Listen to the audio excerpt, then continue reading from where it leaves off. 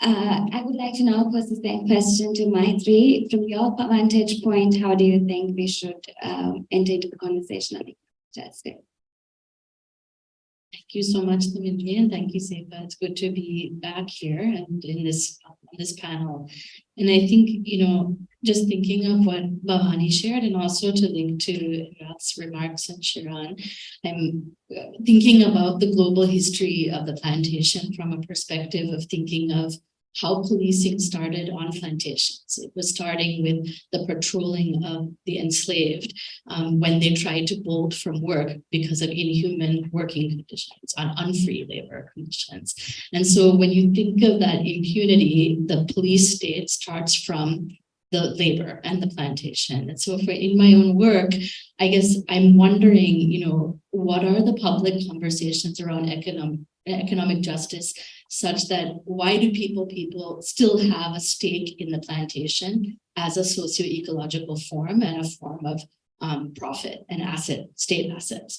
And so I guess to start kind of, from a more human-centered perspective, which is more from where I'm working from, I would think of economic justice, I think with the family, and I start there thinking of basic needs, and particularly to be able to fulfill basic needs without incurring unpayable debts. So what does it mean to have an unpayable debt? You mentioned this question of access to credit, but also for, I think, in the event of unforeseen emergencies, things that are happening for family on health, education, being able to if you're not working, being able to still be disabled and to live and be able to survive.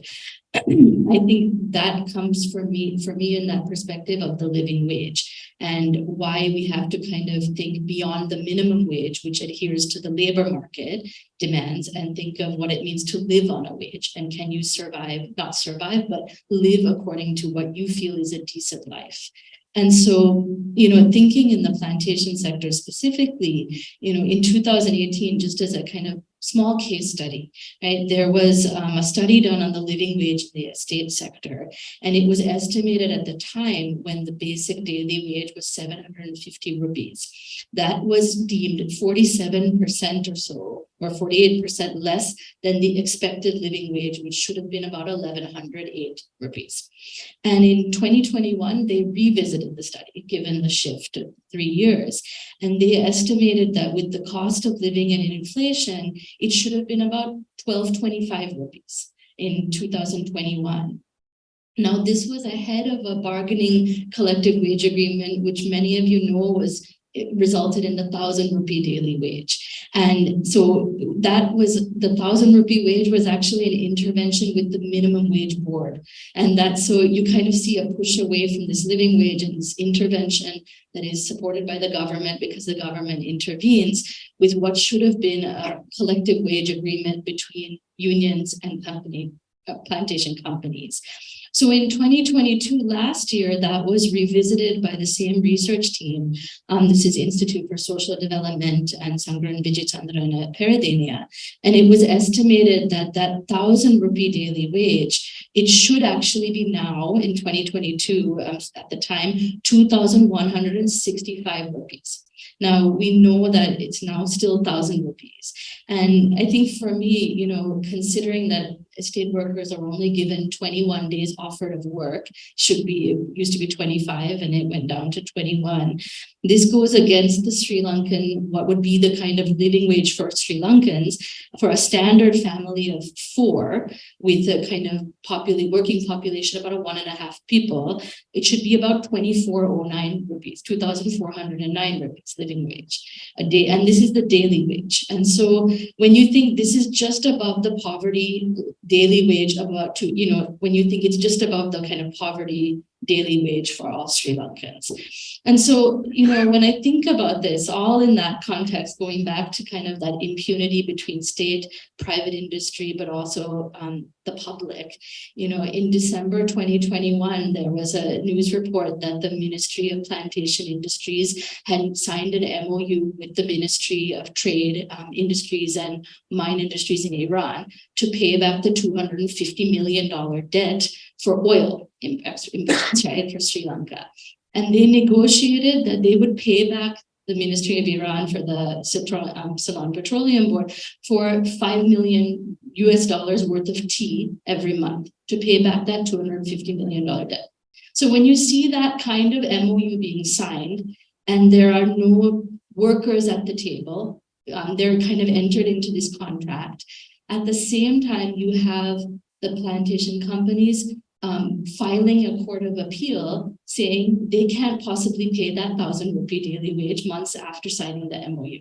So you have about $5 million of tea being paid back. This is plucked tea. And the same companies are saying they can't pay that 1,000 rupee daily wage, but we know that 1,000 rupee daily wage is well below the poverty line and well below the living wage. So it kind of puts things in perspective, I think echoing Bhavani's question about impunity, but also thinking about this question of the interconnected and where that conversation gets obscured or forgotten is something that I think about when you think, what does it mean to entail that justice and carry it forward?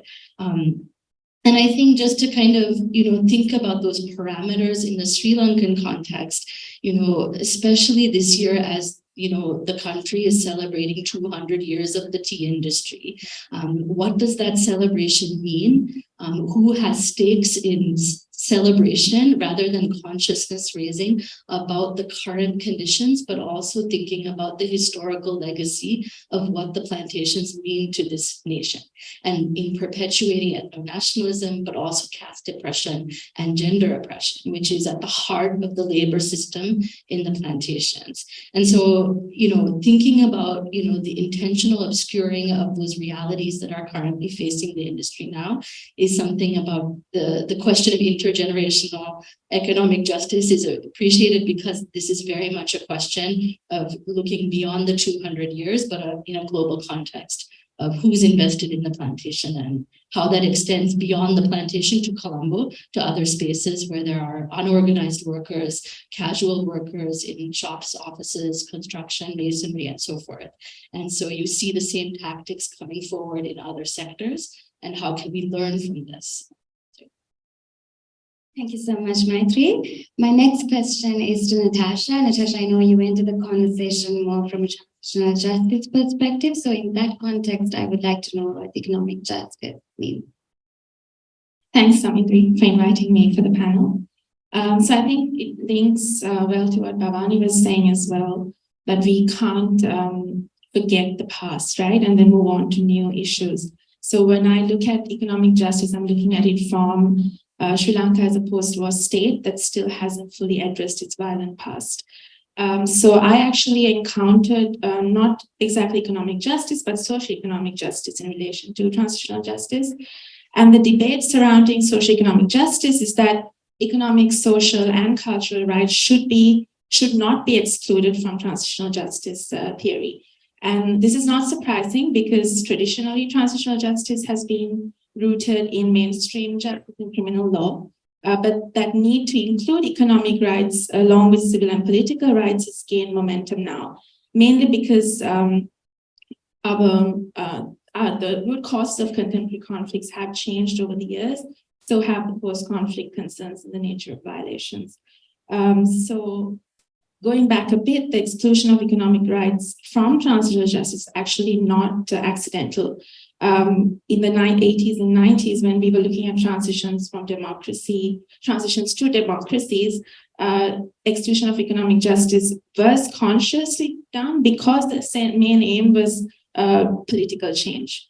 But like I said before, the root causes have now changed in contemporary conflicts. So there's more acceptance for economic rights within transitional justice and post-war justice. When I was doing my PhD research, actually, I looked into socioeconomic justice in more detail because when we speak about post-war justice in Sri Lanka, it's rarely spoken of without economic aspects or rights included in it. For example, I asked the question from respondents what they expect from a post-war justice process. And while some only focused on punitive justice for crimes committed during the war, some focused on truth-telling, but most of them combined economic needs and grievances. And in the post-war context, this would include things like reparations, getting access to or re-establishing lost livelihoods, reclaiming land or homes, which then falls under the socioeconomic umbrella.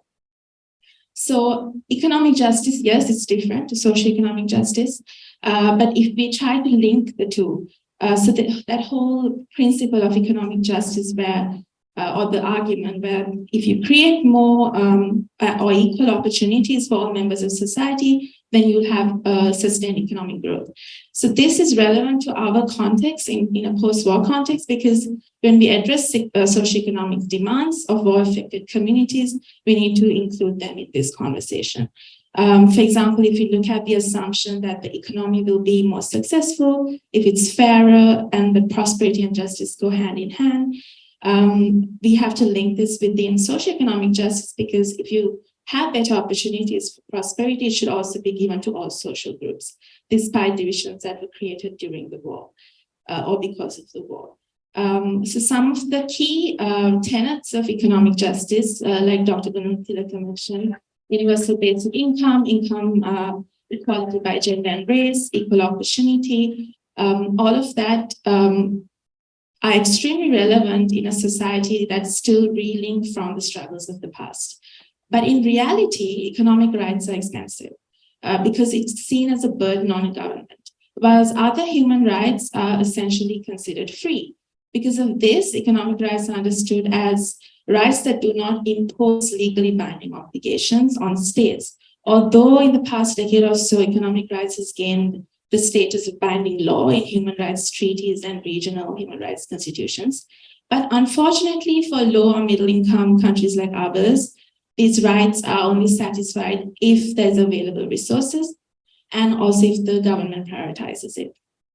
So while now the debate, we look at economic justice in isolation, it has been, like Bhavani said, it has been part of the, and all our speakers said, been part of the problem of Sri Lanka continuously as a post-war state, or even before that. But the conversation has not been socialized, like you mentioned in your opening remarks. And I think the present crisis has highlighted the importance of this concept of economic justice that has now started to affect everyone. So I think it's an opportune moment for us to not leave behind our legacies of the past. Thank you, Thank you, Natasha. I think definitely one of the main objectives of keeping this dialogue intergenerational is to make sure that we don't, like you said, continue our legacies of our past that we are very much not proud of. My second question, I would like to thank the panel for the first question and giving us that context from your different vantage points. My second question is more specific and focused on the reconciliation aspect of it. Natasha, I think, situated the conversation, even Bhavani, in the large space of social cohesion. My next question is more focused to both Natasha and Mythri. I would like to know how, in the context of reconciliation, I think to an extent you've already done this, but how do we position the conversation of economic justice in the context of reconciliation to ensure intersectional justice? Natasha, would you like to? Yeah, sure. So just to be clear, when I'm saying when we say reconciliation, I'm going to specifically refer to the post-war justice process, because addressing past injustices is a precondition if we are to reconcile from the harm and the divisions caused by the war. And as I explained before, scholars and policymakers generally separate economic aspects or economic rights from the discourse of post-war justice, or even the policies relating to it. But also now recently, it has evolved to include socioeconomic aspects, but it still rarely goes to the extent of incorporating the principles of economic justice. But this is so relevant because in terms of addressing structural violence, and I think Bhavani also already spoke about that, within our past and because of structural violence, we have systematically oppressed certain groups, condemning them to abject poverty and marginalization, and also inequality. This is also then contributed as one of the root causes of the conflict in Sri Lanka. So if you look at structural violence, it also transcends ethnicity, religion, class, caste, and gender.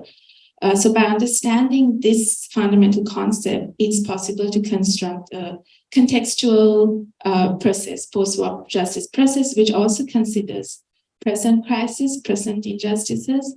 So if we continue and we don't separate the two processes, for example, and that would then consider intersectionality of justice and also address economic violence and injustice.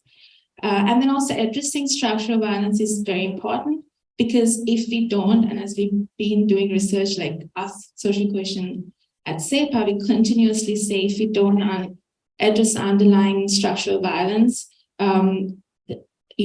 that piece is unlikely to be sustainable. And Bhavani mentioned the cycles of violence. So what we see now, the present crisis, is an extension of what has been happening for decades, at least since independence, because structural violence has not been addressed adequately using an intersectional approach to justice. Thank you, Natasha. Mythri, I would like to now pose the same question to you. I think it's useful to think about, thinking about the framework of intersectionality in relation to structural violence, that, when there's a structure of violence, it's, thinking back to the definition, it's intentionally putting people, particular communities, in harm's way. And so how have there been either labor structures, gender, caste, or class structures that have intentionally harmed communities that are doing that work, or in particular class positions, or within the labor hierarchies that are experiencing that? And so I think intersectionality as a legal framework is useful, because you're able to kind of see how law and policy have, and the state and also private companies have worked together to make that intentional, and also to maybe obscure it as well. And so when someone is in, let's say, a work situation where they are experiencing wage theft, right? So you would have, particularly according to the Shop and Office Law Act, you should have a way to, get that, ask for, your wage back, or you should have some kind of hold. That won't happen because of fear of retaliation, because of a particular, someone's gender, someone's caste position, or a question of class, or a question of the labor context simply not being lawful. And so if there's no contract, for instance, and so when you think about that in person that's sitting in that moment, I think it's useful to see, how then, when we think about reconciliation, how is the historical perspective, as you were saying, Natasha, critical? Because these are long-held tactics that have happened since before independence, and they were written into the Constitution. They were also written into the Citizenship Act. They were written into repatriation and so many other laws that kind of dictated where people should work and in what conditions for whose benefit. And so in that context, I think that historically, thinking of transitional justice as well, just from my perspective of, speaking with communities, for instance, in Northern Province, who are hill country Tamils from the plantations that were chased out of their line room unowned homes in 1971, 77, 83, and then resettled in the North. They currently don't have access to land or housing rights.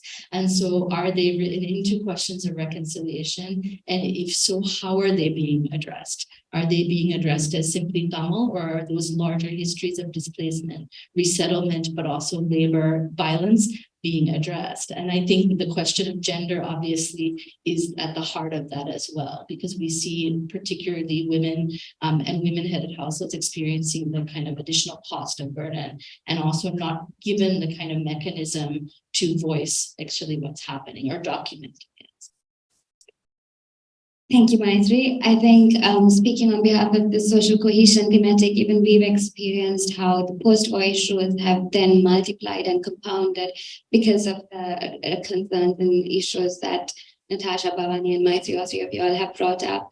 The erasure of ethnic identity, the land rights issues, all of these things we experienced when we were working with the Palankudi community in the Eastern Province last year with our work on memories of the Margin project. So definitely all these things are very relevant and timely. My next question is more focused on the governance and economic policy aspect of it, looking at both implications. First, looking at implications for social cohesion in general. My questions are to Bhavani and Shiran. Post 2009 from the governments, successive governments have seen economic growth as a prerequisite to social justice, and it's more often than not framed as such. And we saw sort of that argument, we see that argument resurfacing again with more focus on the economic justice aspect of it, and disintegration between the conversation of reconciliation and economic justice, seeing it as two separate things. How should you, in your opinion, how should the government recalibrate their policy approach to encapsulate social justice in its economic policies, bearing in mind that the current context is quite volatile if you look at it in terms of cycles of violence? What are the interventions you think the government should make? I think I will first pose this question to Shiran and then move to Bhavani. So I think social cohesion right now is, as you said, quite fragile, and I think we did see that maybe 6-8 months ago. From a what we need to do point of view, I think there is a lot that everyone mentioned, and really move from talk and the rhetoric that we often hear our political and economic leaders talking about to a lot of action point of view. And I think how that can be brought about is, as we see cost of living go up and things like that, people also need to believe in the country's growth and opportunity, and also in the fact that their incomes will increase, and there is opportunity for that increase. So I think in that position, we need to really think of our next economic growth model. I think a lot of, and Sri Lanka is not the only country that has gone through a sovereign debt crisis. I think that's something we have to tell ourselves, that we are not the only ones. I think India saw that in 1991, where they almost went to zero on reserves, and somehow got out of it. South Korea during the 1998 period, and then so many other countries. So for Sri Lanka in its current growth, in its current debt predicament, where we shouldn't lose the ball on is where do we see the next wave of economic growth. I think we did in 2009, we were, I think, probably a $20 billion economy at that point, and we kind of accelerated through probably the wrong framework, which was more debt-fueled infrastructure rather than investment-led export growth, which is what usually a lot of economies leverage on. And we went up to about 85 billion, 89 billion at the end of 2021. I think end of 2022, still the official numbers are not there, but maybe we have regressed to about 75 billion. We might regress a bit more this year as well. And usually for economies, in particular middle-income economies like Sri Lanka, it's how do you get past that 100 billion and really bring in that higher, per capita income, higher prosperity, and keep, the people enjoy the prosperity. And a lot of economies do it because either they have a large population, so there's a natural demand, there's natural labor, and they can move forward. Or you have natural resources, like a lot of the countries in the Middle East. A lot of them in the last 50 years, their economic model was leveraging on commodity auctions and selling it. Now, they're the biggest sovereign wealth funds, and they're investing everywhere. They're buying football clubs, they're hosting football tournaments. The world is the oyster right now because of the money they've made. And then you have economies like Sri Lanka, which have very minimal population when you compare to a high population. We don't have too much of natural commodity type resources. Of course, we have the ecosystem, the biodiversity, the tourism aspects of it, but we don't have things which you can auction off or trade as a commodity. So it's very simple in that equation, where a lot of economies like, say, Singapore and so many others have gone in that model of export-led investment. So I think in that aspect, how do we think of a economic renaissance program in which reconciliation is a key fabric and a key part of it? Because I think if you look at it, if we are still 10 years down the line, still saying 40% of Sri Lanka's GDP is from the Western province, then we have failed in the economic growth model that we want to see. And we probably will end up probably becoming like an Argentina, which defaults every 3 to 5 years and has lost zero credibility. So I would say it's an inflection point for Sri Lanka, whether we want to become a South Korea or an India of this world. Not that I'm saying India is perfect right now, it has its own fair share of issues, but whether we want to be that kind of an economic model, or do we want to be in Argentina, which every 3-4 years goes through this process. And I think in that is where, we can bring in a lot of things that will benefit the people, that conversations, for example, on SDGs, on even the whole national budget framework, incorporating these things so that it's just simply not proposals that the minister of the day or the government of the day brings it, but there is some level of structure to it. And I think we're seeing some level of progress taking place on that with some of the donor agencies assisting the Treasury on it. And also how we think of, because right now our biggest export is, at least on the good side, on apparel, but that was because of some of the policies that took place in the 1980s. But how do we champion the next wave of growth? Is it through setting up maybe new economic zones? Where do we set them up? Where are the people? Where do we want there to be more, urban growth and things like that? The biggest low-hanging fruit is tourism. We, at our peak, only maybe about 2.5 million tourists. We really got in. If you look at a country like Thailand, they do 30 million tourists every year. Of course, it's a totally different marketing and branding that they do. But even if you go to 7.5 million, is that going to really bring dividend and across the board and across the country as well? And how do we position and do it differently? Because getting back our tourism numbers back to 2 million is not going to be too difficult, as long as we don't do further things on the economic side or on the security side, which tarnishes our image. But from 2.5 million tourists to get to 5 million or even 7.5 million, we have to do a lot. And I think that's where having that growth model will really matter as well. And then we need to see, as you said, the Northern Province, there's a lot of opportunity where now seeing certain businesses which are probably in the Western Province or really relied on this area, now thinking of the Northern Province and other areas as potential areas of supply chain kind of links and value addition. And that's something even at the Chamber we're trying to explore, to see how we can, do that link up so that there is, of course, cohesion, there's also understanding, greater trust. But at the end of the day, it is the team Sri Lanka and the brand Sri Lanka that wins, because you have a great product, maybe sourced, processed, and maybe marketed somewhere else that goes out as well. So I think there is plenty of opportunity on that. But the fundamental tenet for this whole growth model and even economic justice is we need to have more financial and economic literate people. I think the IFC central bank report put it out that only 52% of Sri Lanka's population is financially literate. And I think for us to be able to question and question our politicians, to question even our business leaders, or even question whoever is running for office, we should know what they're talking about. I think oftentimes they get a free 5 minutes on television, and even media and civil society.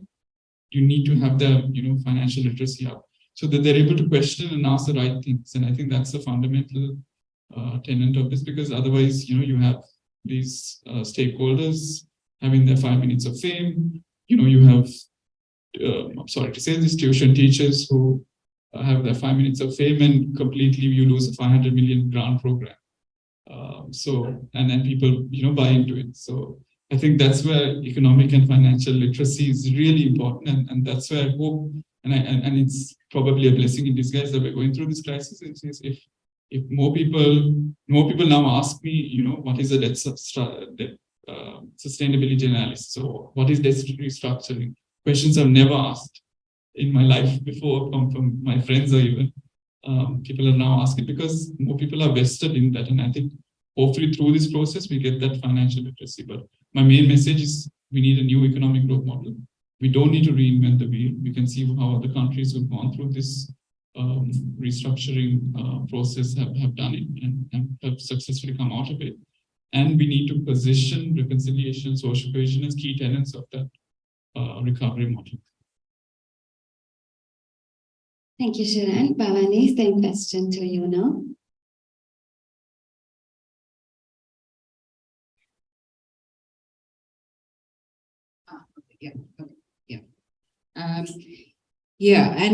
Look, I agree with all the speakers, and I'll pick up from what Shiran said in terms of this moment and this great awareness among citizens. I think that's, in a way, the positive, that this crisis has got people more asking the questions, more engaged, and this kind of citizen activism is excellent in terms of people are like, okay, we can't go through this crisis again. What do we do?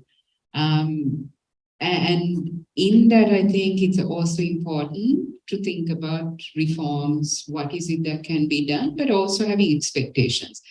For me, I think the big problem is that people think these are quick fixes. That's not going to happen. These are kind of decades-long issues.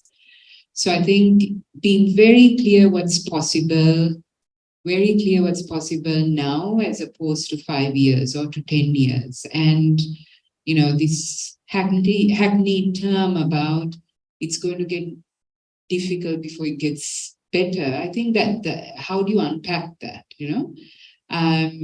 So I think the thing we need to be looking at is, in terms of the present crisis, and I keep saying it's looking at it from a governance point of view, you have to address the systems, the structures. And for me, some of the key areas is the structure of the state. I raised this before. When you have one arm of government that wields so much power, that is extremely dangerous. And I'm trying to take the positives of this crisis, is I think people have slowly started to realize that decision-making, when it's with one individual, is extremely dangerous and detrimental. When you have an executive president, as we've had over the last few decades, it's not one individual. I'm not talking about one president. When you have successive executive presidents making decisions that have a huge impact on the citizen for generations to come, that's a huge problem, be it on the economic front, on the political front, on a whole range of issues. That's a problem. So one has to question, why is that structure still in place? I mean, that's a fundamental question. Last year, people took to the streets calling for a system change. A system change where people said, we want to abolish the executive presidency. What we got was a 21st Amendment. That's not abolishing the executive president. That office still remains. And that office, if you remember, and I'll explain why I'm getting to this, that office prorogued Parliament twice in the last few months. Because of the proroguing, committees that functioned as an oversight on the executive arm had to stop their work. Now, why this is important is we have COPE, we have COPA, we have public finance. They were looking into the heart of the economic crisis in terms of corruption. They were trying to get to some of the key issues that even frankly I don't understand because it's so complex. But they were trying to do this when they're prorogued, so their work stops. Now, today we are told they are reconstituted, but there are questions. I'm not getting into the individuals, but there are questions. But when you have one individual, one arm of government that can do this, it stops even the small attempts at reforms that commenced last year. So one of the key issues that many of us have been harping for is we need to abolish the executive presidency. We need a governance system that is more responsible, that is more accountable, that is more transparent, that there are checks and balances. So you can't have one having such powers over another arm of government. There has to be oversight.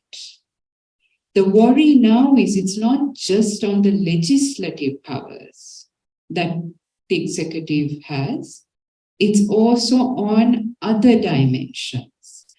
So I worry about this narrative that yes, development is critical. Remember that narrative of prosperity, the vistas, the development that we saw in 2019 is what got us into this crisis. Development alone is not going to address the governance issues, the political issues, the reconciliation issues that should be confronted in this country.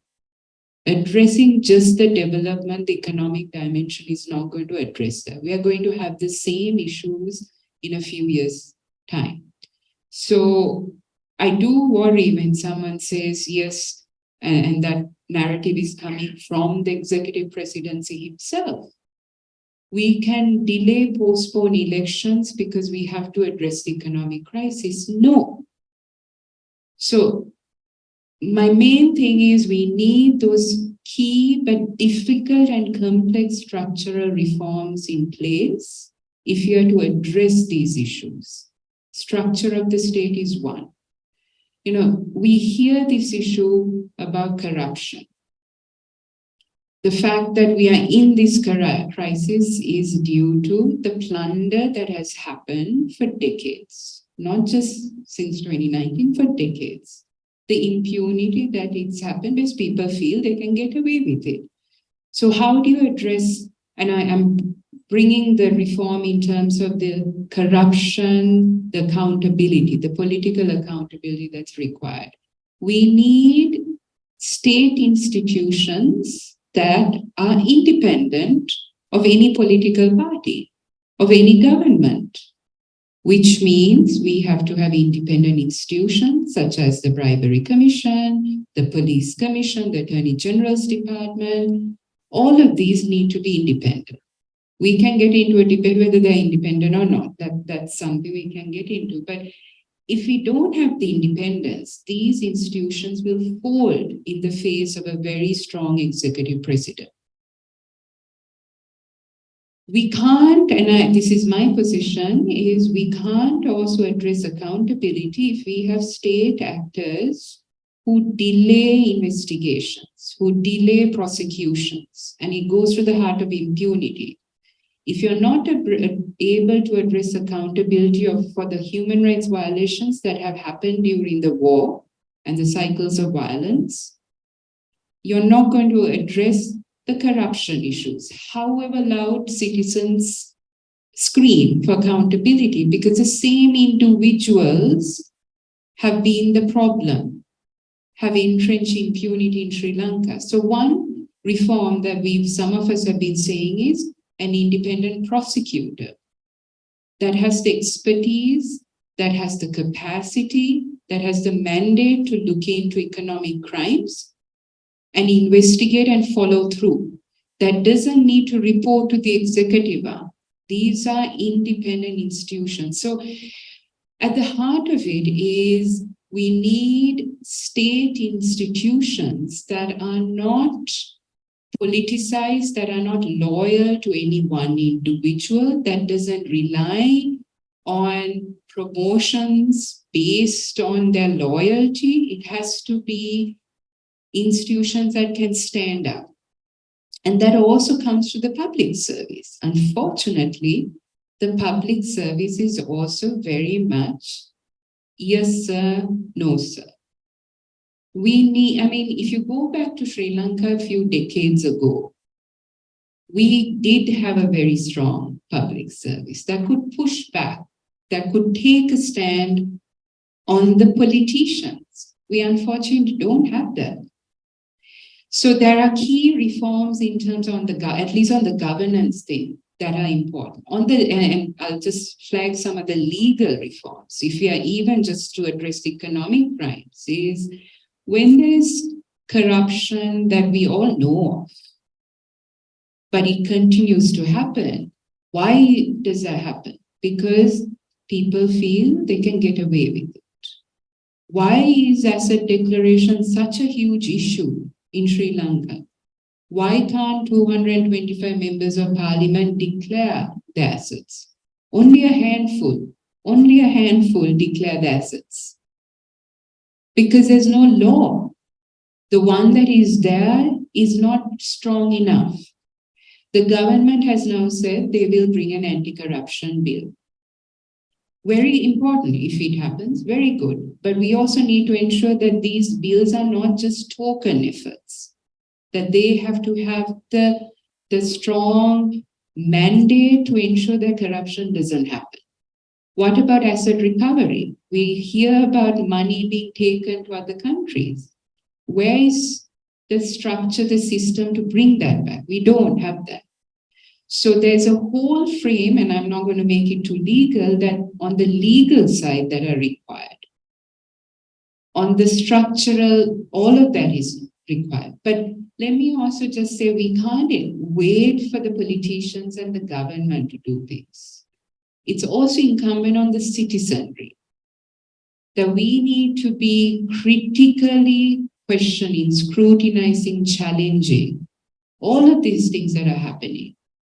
Why is it that after 6 months or more of a change in government, the conversations are very limited in the system change that people were demanding last year?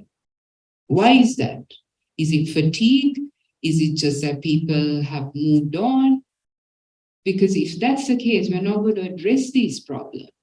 So as citizens, as civil society, as individuals, we need to also keep asking these hackneyed conversations, probably, but important things. And in that, and I'll end here, is also just engaging with different actors. In a way, I look at the room here and potentially also online. In a way, we're talking, it's an echo chamber. We have to reach beyond these groups.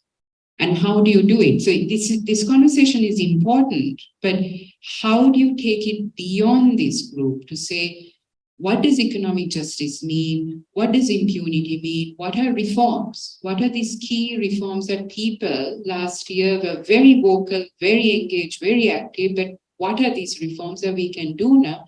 And what will you do beyond the conversation?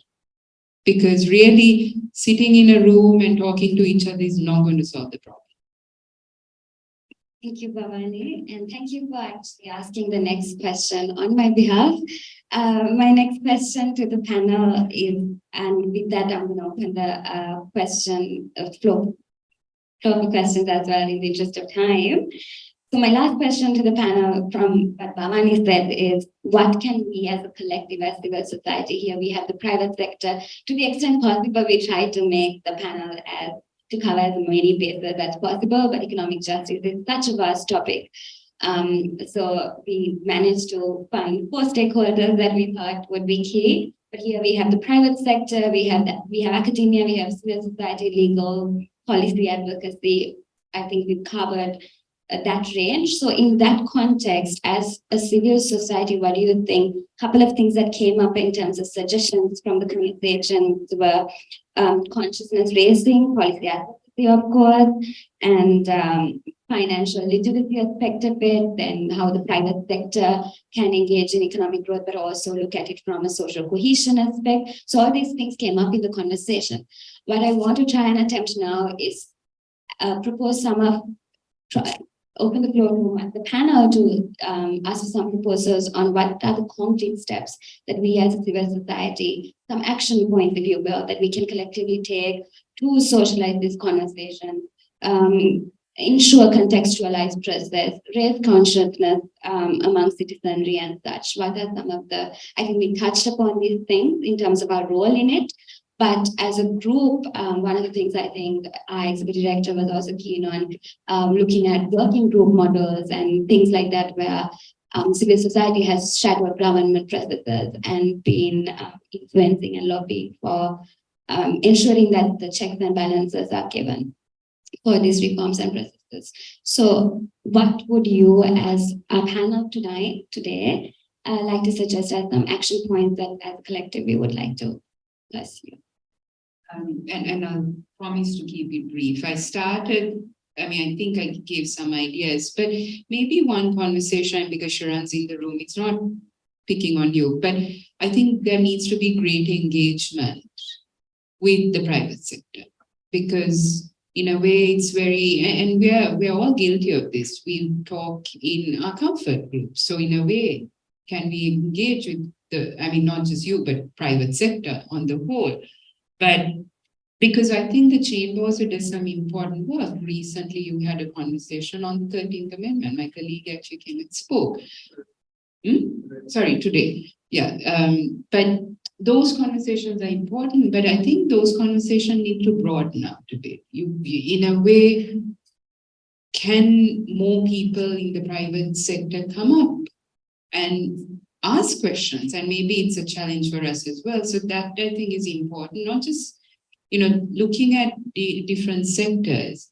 The other, I think, important thing is to ask, and this is more an accountability, transparency question. I wanted to raise this before, but I forgot, is, last year with the budget, there were some conversations about budgetary allocations and accountability. And this is a critical issue in terms of this crisis. Asking the questions and keep asking the questions as to how these allocations are decided. Now, we have the highest for defense at a time of a crisis. Even during the pandemic, we have this. So who decides in terms of why the health and education, for example, get lesser amounts to defense? What is the justification? So I think engaging with different stakeholders, asking difficult questions, but keep at it, because we can't be thinking of it as a flavor of the month and forget it. We have to keep asking these questions, and maybe thinking about and maybe who can facilitate it, like getting some people from the government to come and having those conversations. Why are these decisions made? Why do you agree on certain taxes or tariffs? I'm not saying it's all bad, but explain it. Have greater conversations. And the final point, and I think others will have, is, last year, one of the beauties of what happened was also the use of social media. Social media really got people energized, but also their creativity in terms of pushing issues. So we need to also think about how we use different platforms and tools to get these conversations that some of us have been having for decades, and obviously we've been failing. How do you get that information out to a greater percentage of people? Thank you, Bhavani. I agree a lot with what Bhavani says. I think one of the key things is greater engagement. So even when you invited me, I was also thinking, private sector in this conversation, do I really have a input and say it? But then I realized I do, because I think it's important to bring in the different actors in it. And even very consciously at the chamber now, we are, I think even the last 6-8 months, there were so many civil society organizations, so many, popping up and things like that. But I think we managed to engage with a lot of them, whether it was, meetings or, some of these informal conversations. So I think from our part, we've done that. And I think maybe civil society can think of also, maybe the private sector could be different, even the media. I think that's where a key tenet is, because at the end of the day, a lot of people still watch primetime news. What they consume as much as Bhavani and myself and a few others on Twitter. Twitter is a different bubble of its own. But a lot of the ones who elect and send people home are, the ones who actually watch primetime news, and they're still popular, and still, there is, people, when they're going for the court case, the media just follow them around and ask them, very not really great questions, and they have the 10-15 seconds of fame, and then people just laugh about it, and it's sad, because that's how we kind of train to it. So I think civil society has a great opportunity to really keep the pressure, and also the education side of it. And I think including us and others will really help us. Even from our side, I think we, on the reform side of it as well, we're supporting certain civil society organizations to put out the messaging of why reform. Go out and have pocket meetings across the country. So things like that, which we previously didn't really engage on.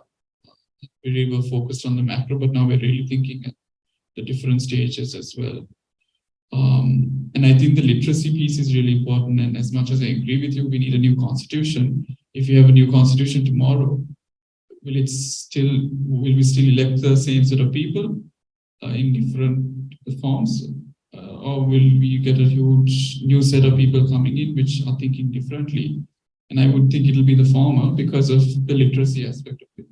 We really need to change the financial and economic literacy, or the overall understanding of things like governance, impunity, the kind of the things you mentioned, whether your average voter or the voter on the ground will believe in those things, and whether changing a constitution overnight or during the next 6 to 12 months, whether that will bring about that change, unless you have a long-term, conversation around these things, which should bring that up. And I think that is through the literacy aspect, which I firmly believe in. I mean, I'm not saying we don't need a new constitution. I think there are a lot of flaws in it, like the article which makes the secretary almost subservient to a minister, so that kind of derails the whole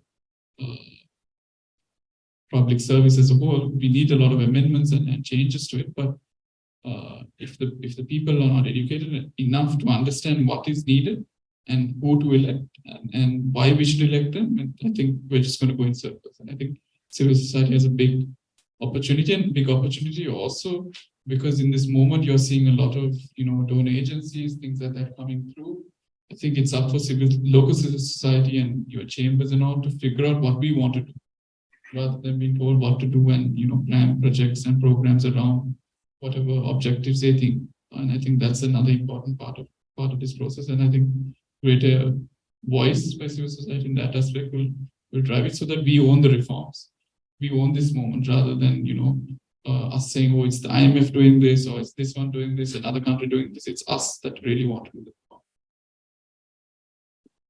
Thank you, Shiran. That is actually one of the our thinking behind choosing economic justice as the topic for this time's Intergenerational Dialogue Series, was also the timely nature of it, but also the fact that we felt it's important, the role we have to play as civil society and academics in shaping the conversation, particularly like you said previously as well. We go, instead of setting the agenda, we have a history of following the agenda. So academia, CEPA's mandate as academia, and our collective mandates here as civil society and other social organizations and individuals will capacitate us. Bringing it together we thought would collectively enable us to set the agenda and take ownership of the agenda as well, as a collective group. So my same question then to Mythri. Yeah, I think that, the civil society has long cared about issues, particularly in the plantation sector. And I think one of the things that, as you can see, if you can see the plantation sector as a map for understanding the current situation in Sri Lanka now for other working sectors. When we think about the local governance and elections being cancelled right now, I think back to how, the Pradesha Sabha Act Section 33 was prohibiting the government from actually repairing roads on estate lands because you had to get the permission of the estate management. So civil society organizations had worked for about 12 years or so to get this to be repealed. And it took that long, partly because of the executive presidency, right? And so it's a hard question. And I think that it's one that, oftentimes the private sector is not brought to the table to even be asked about that. They're just whoever's at the table is going to be at the table to negotiate, whether it's a housing deal or it's land or purchase and so forth, or tangible development programs. And so it's a question that you have to have these conversations. But the question is who's willing on the political party component to be able to give up the labor movement to be free from the politics. And so that's a question. Okay, I'm going to be quick. No, I think as an academic and researcher, I'm going to be very, I guess this is like for my personal gain also, but really using evidence-based research. And not only, so one aspect is to convince policymakers whether they receive it or not. We have to keep trying. And Mythri's example of 12 years to repeal something, it seems like a long time, but then if you think about it, it was only about 13 years ago that we ended a war, right? And we're still fighting for changes there. So I think really using evidence-based research and specifically to show that the correlation between economic inequalities and the reduction in social cohesion, and try to convince policymakers of the importance of this aspect. And then I think the last kind of point I want to make is, and what Bhavani also said, is that there was a moment last year that there was citizen activism, and everyone was pushing for change and holding government and politicians accountable. I think we shouldn't let go of that urgency. And then while advocating for rights, we need to also bring in economic rights along with civil and political rights, and that it should be considered a fundamental right. But that civil society and citizens, we should be constantly vigilant.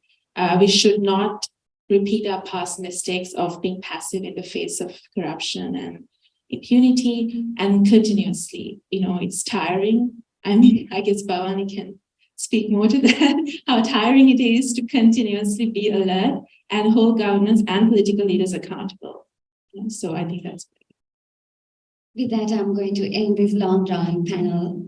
Thank you so much for your patience with us, and thank you so much for the panel for taking time out. I think part of the reason the conversation dragged on is because I lost track of time because the conversation was interesting. Thank you to all our participants, physical participants, as well as those who joined with us virtually. I sincerely hope some of the recommendations are something that we can take forward, some of which CEPA can probably spearhead in the coming months, possibly. So I look forward to keeping this conversation going in terms of the economic justice aspect of it, as well as the intergenerational dialogue aspect of it. I would like to thank you all and end the conversation for the day. Thank you once again for joining us today.